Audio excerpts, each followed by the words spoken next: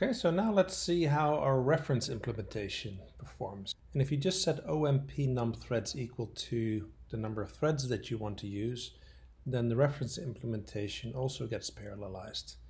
So we need to go and we need to change a couple of zeros to 1. So we optionally plot the reference implementation data.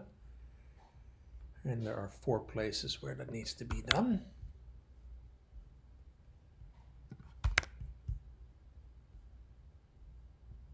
And then once we've done that, we can hit run.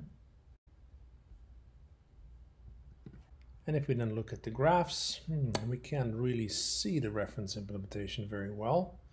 So it's better to look at the speed up graph.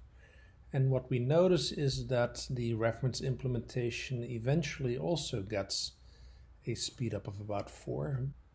By the way, you may notice that the speed up for the multi-threaded JPI is now better than it was in the previous graph.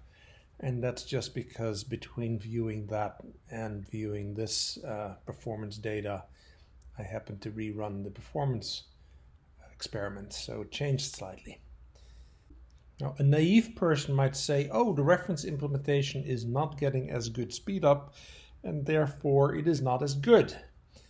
But if you go down and you look at the total gigaflops attained by the reference implementation, you notice that it is much, much better than the other implementations, especially the multi-threaded one.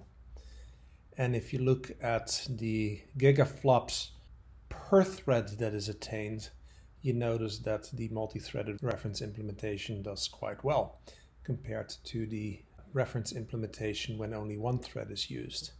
Anyway, what we notice is that it's not about the speed up that you get, it's the speed up that you get relative to a really good implementation that matters. So now let's go and look at the material in this week, and you will understand more of what we just discussed.